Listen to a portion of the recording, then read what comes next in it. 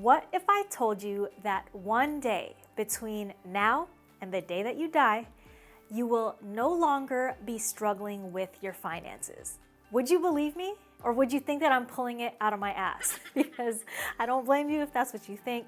But what I'm gonna ask you to do is at least watch to the end of this video. It absolutely sucks to struggle with your finances, to feel like you don't have enough, to feel limited on the lifestyle you want to live, to not be able to do the things that you want to do. It's just stressful. And stress, obviously, we all know is not great for your well-being. Now, not only have I gone through my own financial struggles and the stress that comes along with it, I also see it with clients in my work as a financial counselor. Now, sometimes it becomes this whole big ass cycle. You feel limited and like you don't have enough money, so that is stressful. You use what little money you do have to de-stress yourself and whatever you can do to make yourself feel better. And usually that feeling better is temporary. Then you end up back at square one, feeling limited and like you don't have enough money, and then that causes you stress. So the goal here is, how do we break that cycle? Today, I want to talk through some ways that you can turn things around if you always find yourself struggling with finances. I truly, wholeheartedly believe that it's important for you to know there is a path towards financial security, even if it doesn't feel like it. Even if you don't believe it in this moment, watch to the end of the video and know that there is a path. It's just finding what that path is for you. Now, I'm not gonna go over numbers and spreadsheets in this video. There are a lot of videos on my channel and other channels for that kind of thing. What I want to talk to you about today is money mindset, because I really believe this, that if you struggle to improve your financial situation, no matter how hard you try or how much you learn about money, then there's something else going on besides the financial education part, right? There's something going on under the hood. So we got to get to the root of it in order to really make lasting change. So let's jump right into it.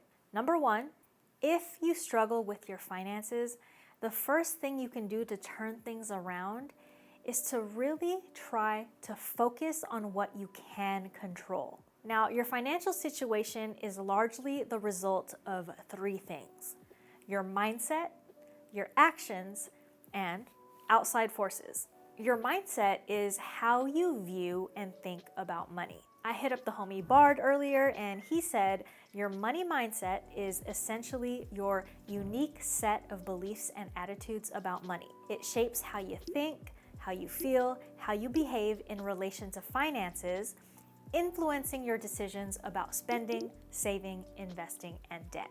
It's like an internal compass guiding your financial journey. So in summary, it's not only how you view your money, it's how your views on money impact how you interact with everything else in the world. Now, your actions are another piece of what make up your financial situation. Your actions are the actual decisions that you make and actions you take related to your money and finances. Now, while we're not going to dig too much into actions like the logistics of improving your finances in this video, what I need you to know is your mindset is still the foundational piece, and arguably might be more important than the actions, because it's gonna be really hard to be consistent in taking positive actions and making smart financial decisions if there is something blocking you, if there's something in your mindset stopping you from making those smart decisions, whether consciously or unconsciously. Now, the third thing that has an impact on your financial situation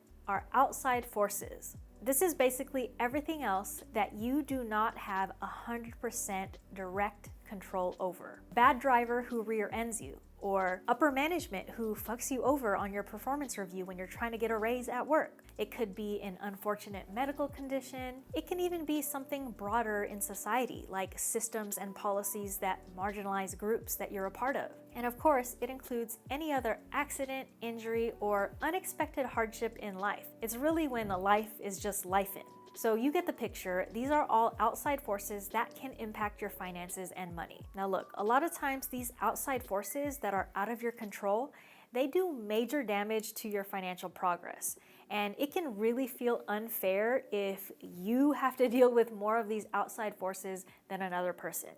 That is totally valid. I'm not going to take that away from you because everyone has a unique experience. But what I want you to try to do is acknowledge those outside forces, but don't let them stop you from taking actions and making progress on the things that you can control. Get into the mindset that while some shit just isn't fair, other stuff actually is within your control. Your mindset, your behaviors, your habits, your day-to-day decisions.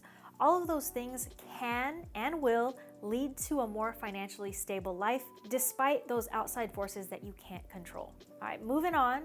Number 2, another thing that can help if you struggle with finances is to exercise self-compassion. So what is self-compassion?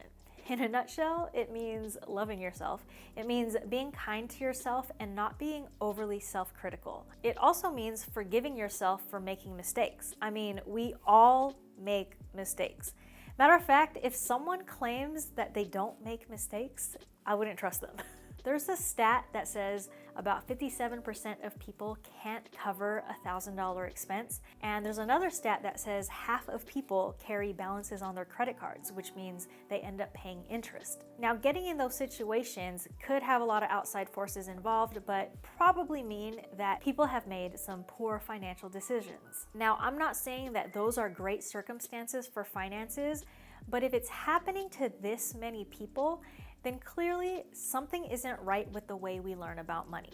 All I'm saying is don't be overly critical of yourself with finances because most of us haven't been given the right tools to manage money. That negativity, if you're really harsh on yourself, could actually block you from making positive changes now and into the future. You're 100% gonna have a better chance of improving your money mindset and your financial situation if you can exercise self-compassion. Remember, you're watching this video because you probably have some kind of goal to improve your finances or to be better with money. Otherwise, why would you be dealing with watching my video? You're not doing it just to give me watch time, right? So while it might be uncomfortable to face your faults, your mistakes, or any bad habits, think of this all as establishing a baseline. You're doing an audit just to see where you can improve. It's not about criticizing mistakes that you've made. It's about accepting them and figuring out what to do better in the future. Number 3, don't internalize mistakes.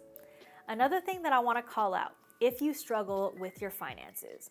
Internalizing something is when you accept something as part of your character or your identity.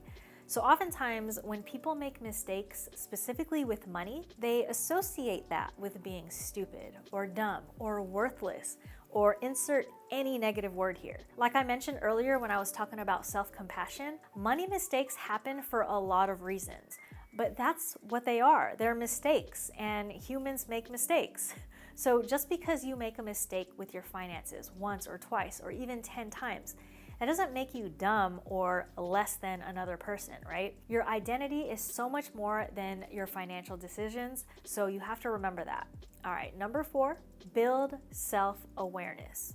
I mean, finances and money aside for a second, building self-awareness is a powerful way to improve your quality of life. The more aware you are of yourself in relation to everyone and everything around you, the better you're gonna be at fostering relationships and finding purpose and processing emotions and so much more. There are so many approaches to building self-awareness, but a few examples, ones that I do, are meditation, journaling, and yoga. So how does this building self-awareness relate to money? Well, if you struggle with making improvements to your finances, no matter how hard you try, it could be because you aren't fully aware of your own values, beliefs, and habits. Think about it. What about yourself stops you from making long-lasting changes in your life that can bring you financial security and peace of mind? I would argue that building self-awareness is the first step to improving your money mindset, because once you understand yourself better as a person and you're able to look at yourself, your beliefs, your values, your behaviors, all of it in a non-judgmental way, the easier it's gonna be to diagnose where there's a misalignment between yourself and your financial behaviors. Because if your financial behaviors aren't leading to the life you wanna live, something's not adding up. But you have to be able to look at yourself, take a step back, and understand what's going on. Building self-awareness gives you this bird's eye view of where is there room to improve. And like I said earlier, when you improve your self-awareness and you become more mindful, you're not just helping yourself and your finances. You're actually helping your whole entire life and how you interact with other people. It impacts other people as well in a very positive way. Number 5, view money as a tool. So far, I've been talking a lot about you as a person, but I want to talk about money real quick. Money is an interesting thing. At the end of the day, money is a tool, and you should start looking at it as a tool. Nothing more, nothing less. Because a lot of times people have very strong emotional ties to money, both negative and positive, when it truly is a made up thing in modern day society that we use as a tool to exchange value.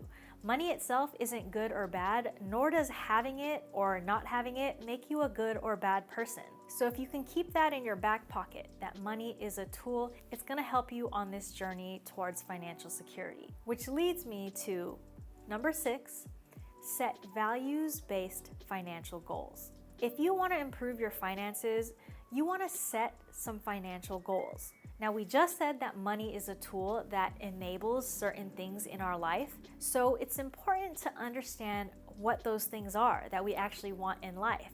What do you need money for? Now, my advice and something that I do with clients is take it a step further. Don't just define what your financial goals are, but dig into why they're goals of yours. Do you want to build your net worth to $1 million so that you can flex on all of those douchebags who did you dirty in the past? Or do you want to invest and build your portfolio so that you have more financial security and peace of mind in the future? There actually isn't a wrong answer, and only you know the answers to these questions. Figuring out what your goals are financially and why is really going to set you up for success, because you can remind yourself when you're making those day-to-day decisions what's really important to you. All right, now for those of you who have struggled with finances for a while, I'm sure you feel like you've tried everything, from saving to being frugal to trying to find a better job that pays more. I'm sure that some of those things have worked, even if it's temporary, while other things probably haven't. The thing is, if you're still struggling, you're gonna have to continue trying things until something sticks. My approach to help clients with their finances isn't so much flipping everything upside down all at once, but it's to commit to making small changes. Now, you can go that route if you want to, the overhaul of your entire financial situation and make drastic changes if you're motivated to. But what I think is that taking small steps is gonna make it more likely you'll succeed in the long term. Instead of saying you're gonna stop going out whatsoever to save money, decide that you're gonna put aside X amount of money to go out every week. This makes it so that you can still have fun, but you'll be able to save more money than you are now. It's all about finding a balance and trying to build habits that you're going to be able to stick to in the long term. All right, the last thing on the list that I want to bring up if you are struggling with your finances is ask for help. Find support. If you've tried to make improvements on your own before and it still hasn't worked, then it might be time to ask for help rather than trying to do it all on your own. This can be asking a close friend or family member to teach you some things about money, or it can be you seeking out a financial professional. Now, an asterisk, if it's a friend or a family member, just remember to take things with a grain of salt. Sometimes you might think others know more than you when they actually don't. Now, for financial professionals, these days there are so many different types that can help you. There are financial counselors like myself, financial coaches, financial therapists, financial planners, and so many more. And for someone who's struggling with money, I know it might sound backwards to spend money to improve your financial situation, but you have to start thinking of it as an investment that's gonna pay itself back in the long term. Because think about it, peace of mind, financial security, these are things that are priceless. All right, Shout out if you made it all the way here to the end of the video. If so, then I hope that just hearing me talk through some of these things can help you reframe your financial situation. It's hard when you feel stuck and feel like nothing ever changes, but if you can work on these things and then you start adding in those smart money decisions and small actions here and there that you can take, then things are gonna get better. You're not alone in this. A lot of people are in the same boat, and I promise, the financial struggle does not have to last forever.